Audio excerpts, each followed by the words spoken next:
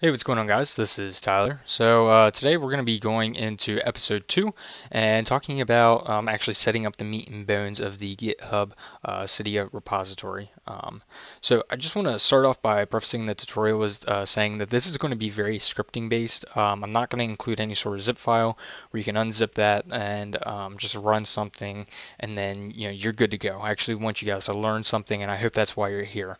With that being said, let's get started. So first off, what you want to do is we want to set up a few things real quick, just some globals, and get them out of the way with for Git itself.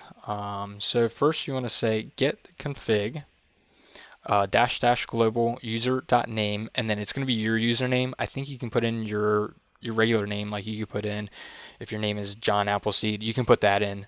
Just make sure that it is in quotations, so like John Appleseed, and then press enter. But I'm not going to go ahead and do that because my name's not John Appleseed. So once you do that, we're going to enter the next command in. The next command is entering your user.email or your email, and it's going to be whatever your email is for GitHub. It's going to be whatever your email is for GitHub, really, and just enter that in, and you'll be good to go. The next thing we want to do is we want to add a Git Ignore file. This is just going to create a file that's going to ignore certain files. Like, we don't want to see these .ds underscore store files in our repo, so we're adding this git ignore file so it ignores those and it doesn't upload them to GitHub. So enter this command in. It's git config dash dash global core.excludes file tilde slash dot git ignore. The tilde is just your home directory, so yeah. Just add that in, and then the next thing you want to do is you want to echo ds underscore store and output that to .git ignore. And you guys might be thinking that the audio is lagging. It shouldn't be lagging. I'm just taking my time copying and pasting things over. So just echo this into git ignore, and you should be good to go from there. All right, so now that we got those things set up, I want you guys to generate some SSH keys. It's just going to make the overall process of uploading your files to GitHub a little bit easier. So I'm assuming you haven't done this before, and if you have, you can skip right over this and just kind of skip along in the video. But so since most of you probably haven't, I'm guessing, let's go ahead and generate the new SSH keys. Just go down through and, like I said, start with step 2 and literally just run like down through 1, 2, 3, 4. Once you get done 4, add your key to the SSH agent, and so evaluate it. Your PID number is going to be different here more than likely, so don't be alarmed there. And then add your SSH key to the SSH agent. And then what you want to do is you want to copy this file, or this line here, and paste it in terminal, enter it, and then what you can do is just follow down through this a little bit here, and then make sure you test the connection. I think you just have to kind of verify, or just is testing it. And if you say, and if it says you've successfully authenticated, you're good to go. But if you get access denied, just read these instructions for diagnosing the issue. So, with that being said, let's get into actually creating the repository. So, go to your home spot in GitHub. So you want to go here and go to your profile, or actually go home, never mind. And then you want to create a new repository, and then you're going to say this is your username.github.io. You can add a description if you'd like. So example Cydia repository, that's what I'm going to add for this. And then you're going to check mark initialize this repository with a README. It's just going to make things a little bit easier to get started. So go ahead and create that, and you're going to get greeted with this page here. And then what we want to do is we want to clone what we have so far in our desktop. So make sure you click on SSH over here. So it says SSH clone URL, and copy this to the clipboard. And then let's go into wherever you want your GitHub repo to be stored on your computer. So mine's going to be in documents/GitHub. So there's that. Let me just make sure. Yeah, I need to remove a couple of files. You don't need to do this. This is just me needing to get rid of some things that I did not get rid of before.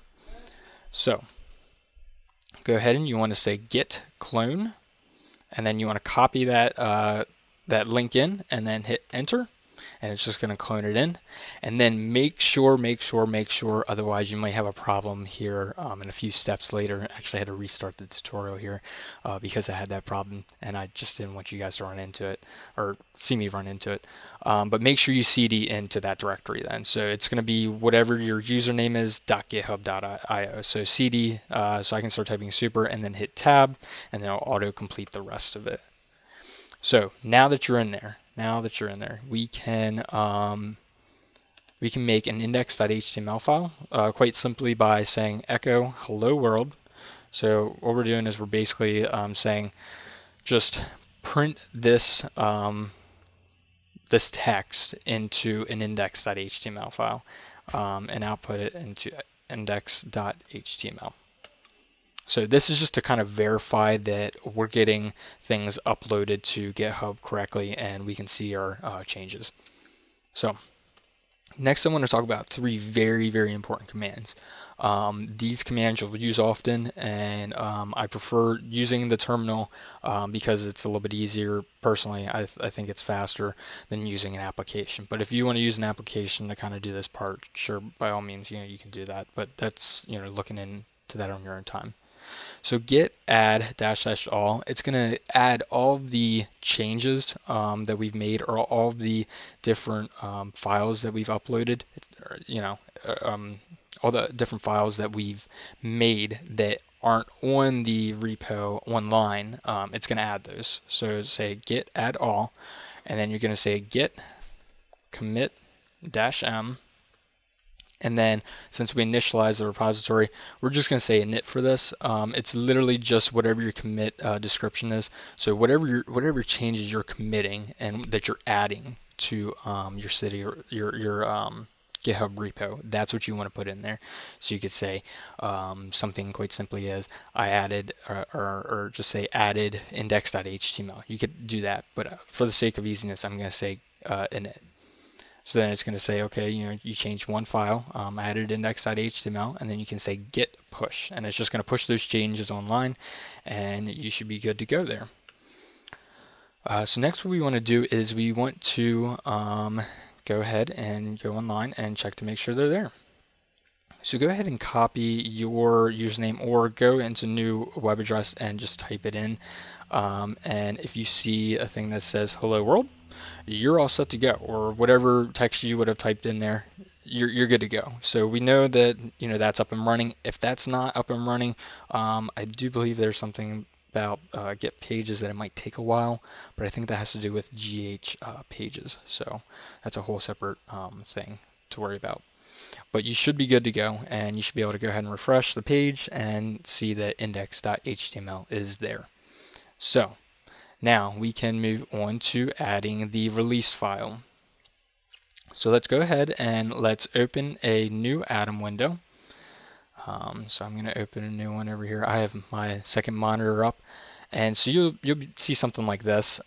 If you're using Atom, like I said, you can get away with using TextEdit, but I'm just going to go ahead and use Atom because I really enjoy it, and it's a very, very nice interface that you have. So add a new project folder, and then search for where your GitHub repository is located. So mine is here, and documents, GitHub, and then superpose.github.io. Open it. And then what we want to do is we want to add a new file, and it's going to be called release with a capital R.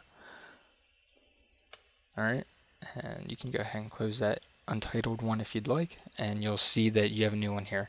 And because of the theme and nature of how I have mine set up, it shows me, I think it should do this for everybody, it'll show you what changes you actually haven't committed to your repo, which is nice.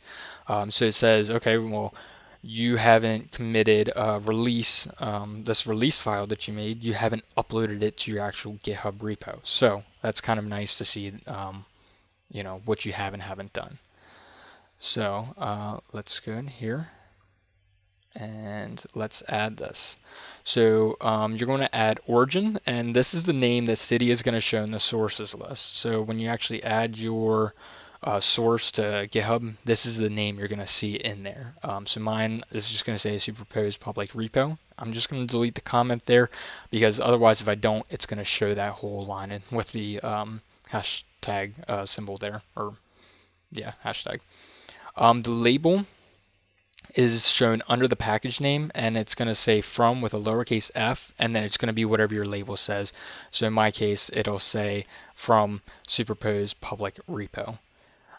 So suite, you can keep that as stable. Version 1.0, you can change the version to whatever you'd like. If you want to say 0.0.1, sure, by all means go ahead. But 1.0 is the simplest thing to say. Code name is iOS, architectures, iPhone OS-ARM, and components main. Just leave all these pretty much the same. There's no reason really to change them, I don't believe, unless you are making like big updates to your repository. Then maybe you want to change your version number. I don't know. And then the last thing you want to add is the description, and this is going to be shown at the bottom of these page in Cydia. So let's say you go into your package, you scroll all the way to the bottom, you'll see a little thing that's down there that gives you a little description. That's this. You can make it like this as long as you want. Like I said, sorry, stumbling over my words.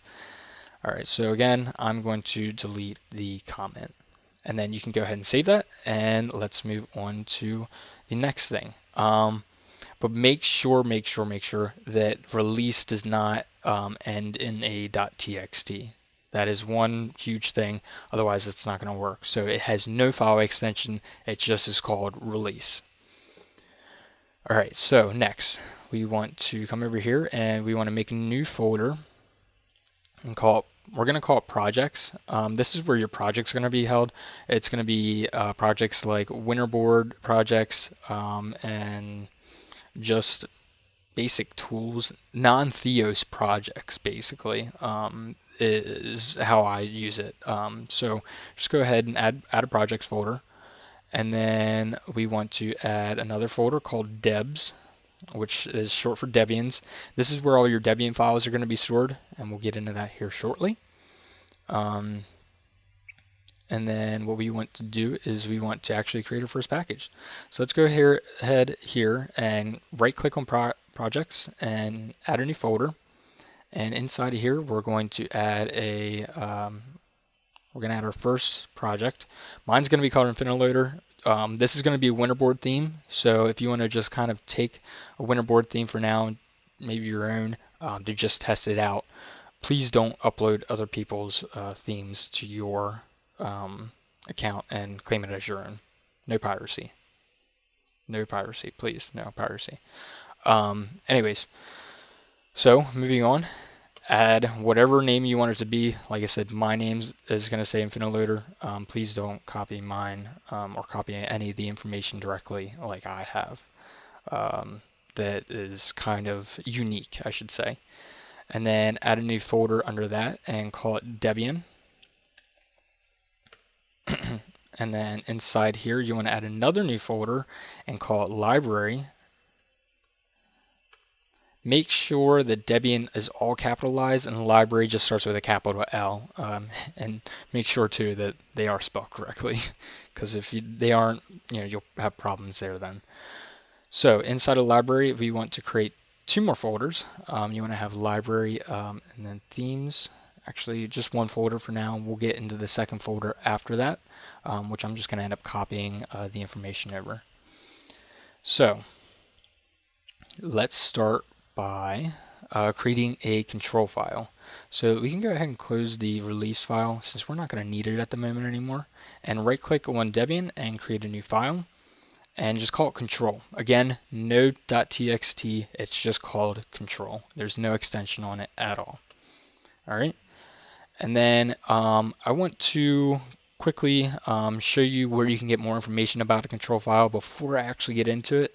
Sarek actually created this web page, I think when he first made Cydia. He actually starts this off by saying a few months ago I introduced Cydia, And so down here, if you scroll down, he talks about creating a control file and the necessary components that go into it. You don't need everything, like you don't need a home page necessarily.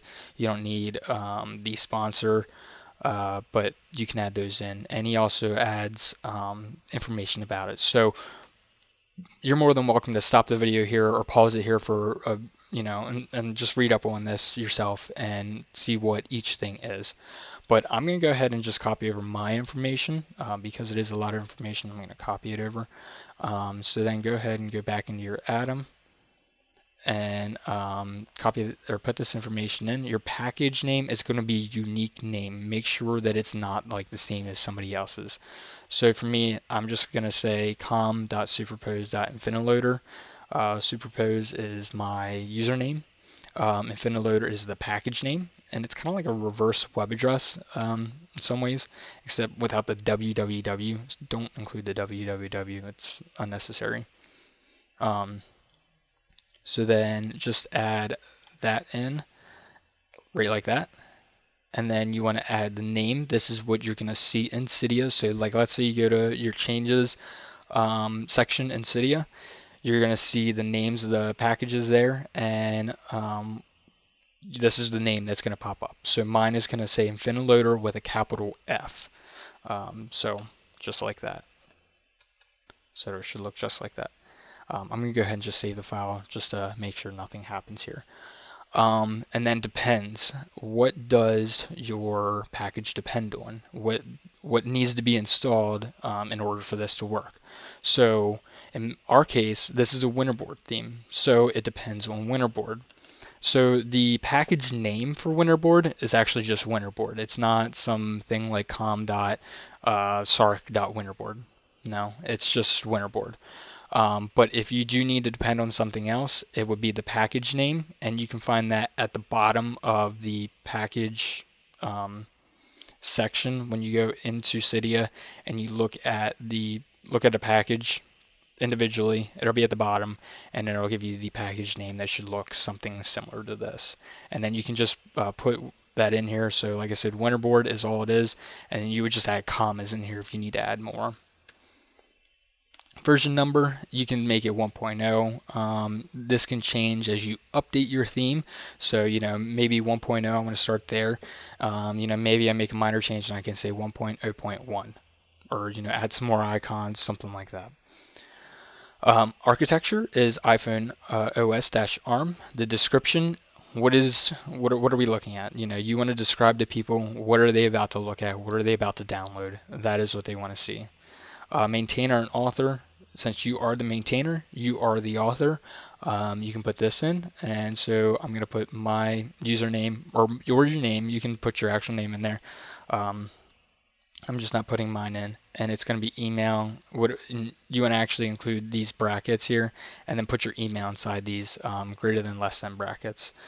If you want to put your email in there, you don't have to by any means. For section, we're just going to say themes, and it's a Springboard theme. So go ahead and save that, and we can move on. So what we want to do is we want to go over here and go into a Finder window. I already have my theme made up, as you can see right here. So I'm just going to copy it, and we're going to go into GitHub, the GitHub folder, into your GitHub repo.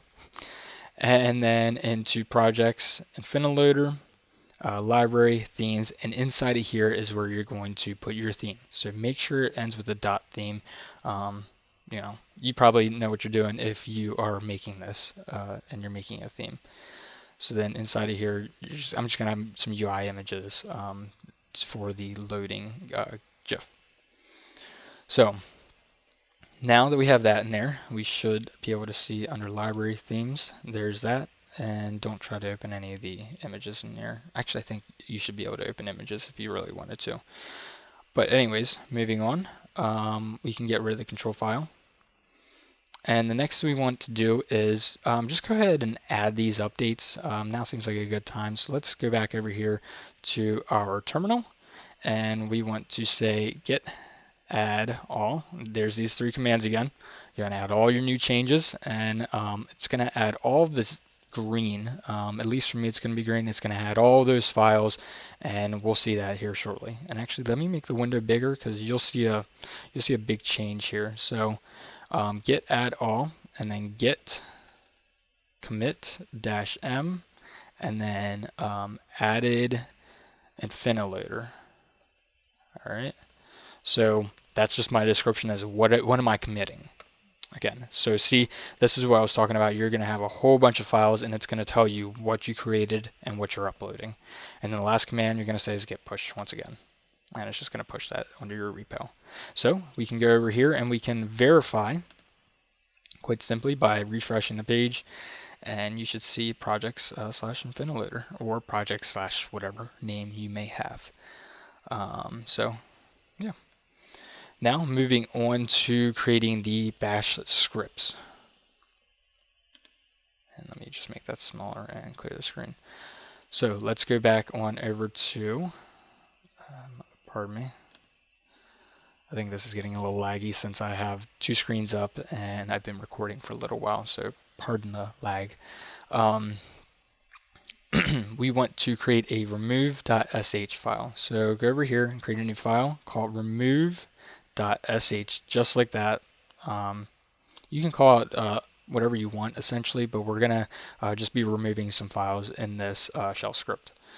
So in this, you want to add your the hashbang, letting the it's like I think it's a compiler directive.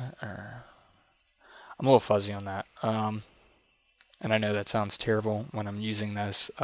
So sorry about that at the moment, but just add the hashbang line. Some people know it as I think shebang, but I was taught hashbang. And the way you can find out which bin you're using is going over to your terminal and saying which bash you're running. Say which bash, and that'll just tell you /bin/bash, and that's what you want to include up here. If your bash is located somewhere else, you're going to want to use that, but more than likely, I don't think it'll be different for you.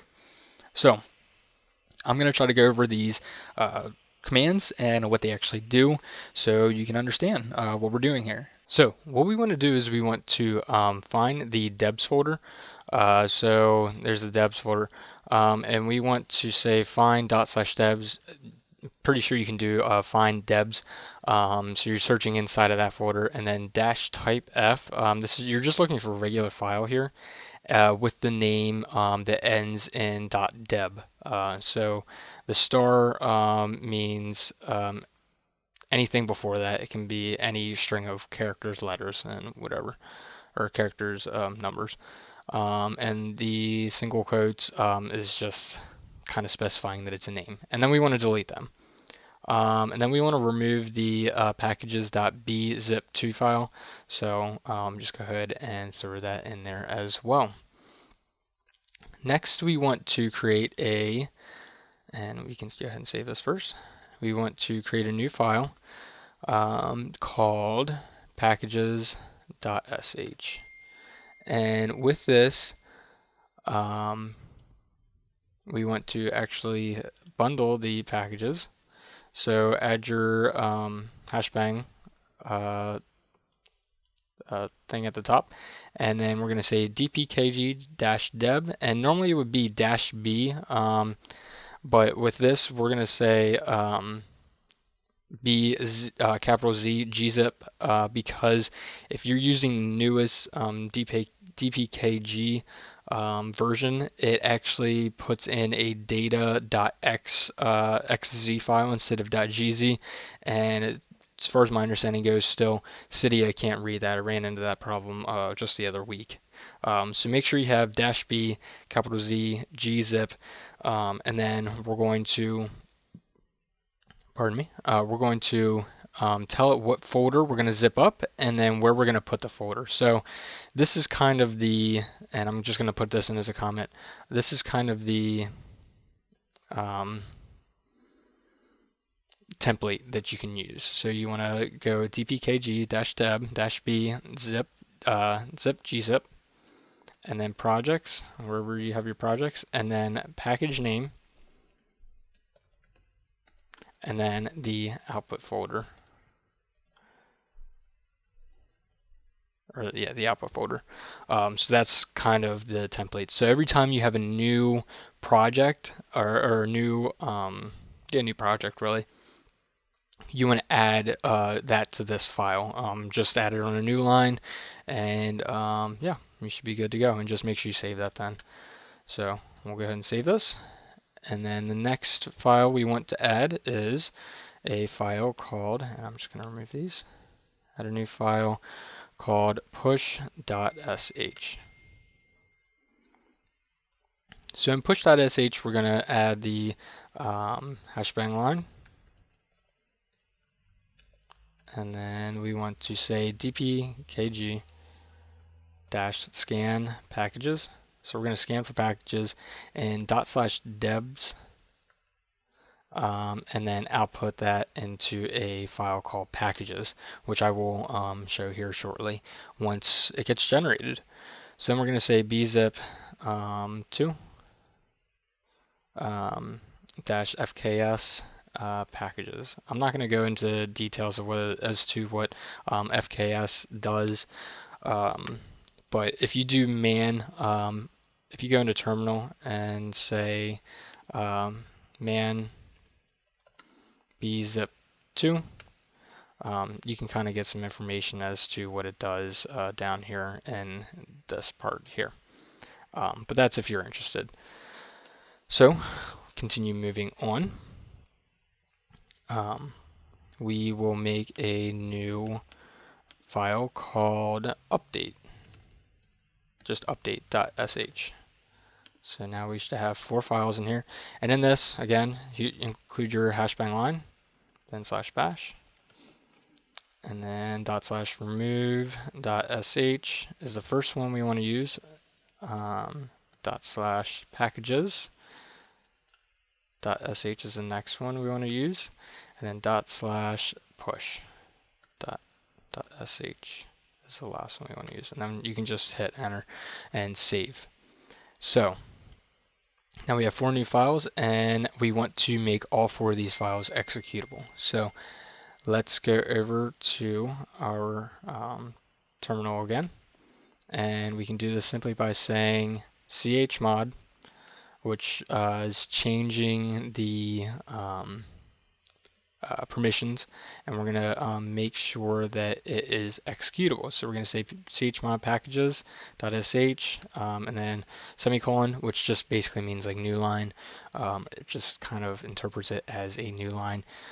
So we can do this all in one line, and then we're going to chmod plus x push.sh, and then again with chmod plus x remove.sh, and one last time with chmod plus x update.sh, and then just hit enter and go through.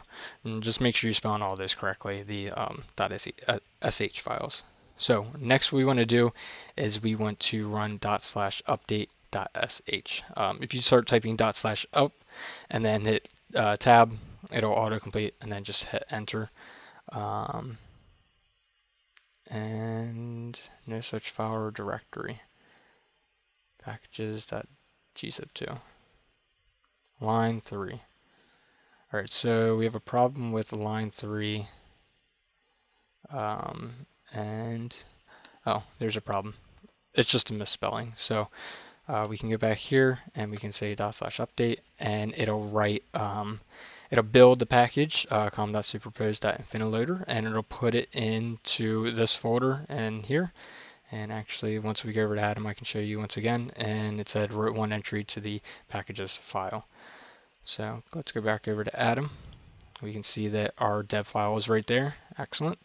So you can see what packages says, and it says it adds this information. Here's your file name, the information about it, and as you add more packages, it'll just put I believe it'll put these 2 spaces there, and then it'll add more packages below that. So you don't have to worry about updating the packages file ever directly, as long as you're on a Mac, that is. So you can close that out, and you can close that out. So now what you want to do is you want to commit these changes and push them onto GitHub. So again, these three very important commands. So git add all, git commit -m, added infinitoloader, infinitoloader. I really can't spell. So then we can see what it created and what it's adding, and then we're going to say git push. All right, and it pushed it. So now what you can do is you can go into Cydia and add your new source. It's going to be this right here. It's going to be this plus the HTTP : / and then your username, and then you can add a / if you want. You don't really need to. I think you can actually also kind of force this to have HTTPS, but I think that it's automatically interpreted that way, so that shouldn't really be a problem. So then once you have your resource or your source added, you can go into Cydia and you can try installing your package once you get into your repo. And yeah, as long as your package installs correctly and installs just fine, you're good to go. You're all set. You pretty much made the bare bones of a GitHub repository, or Cydia repository using GitHub. Sorry. And yeah. So in the next tutorial, I'm going to be going over these few things. I'm going to be going over refining the repo, and it's going to include creating a source icon, which you can use by just basically saying Cydia icon.png. Cydia icon has no spaces between it, and Cydia is capitalized, icon's capitalized. Though I'm not sure what size the icon needs to be off the top of my head, but I just figured I'd mention that in this video for the sake of mentioning it in case you don't want to go on to the next one and you just want the bare bones and maybe an icon. So then we'll work on adding depictions, so you can add things like a changelog, a description of your package. Make it just look prettier when you go into your packages, and you kind of know what that looks like. If you look at ModMyEye or even some of these other repos that people have, not the standard ones, you can see that there's a difference. You know, they all kind of change when you look at an individual package. You know, you have a different interface in there. So we're going to be looking at setting up just a kind of flat UI, more than likely, depiction. And then we'll also look at setting up a prettier welcome page for when someone visits your website on the computer. So yeah, and I believe that's everything then. All right, I will see you guys in the next video. Peace.